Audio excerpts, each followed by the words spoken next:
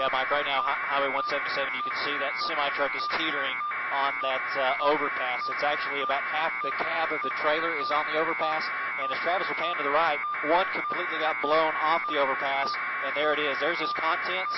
That's the truck. As you can see, the damage to it, and there's a trailer. And in the top left of your screen, you're seeing another Suburban that has heavy damage to it as well. Highway Patrol's out here on scene.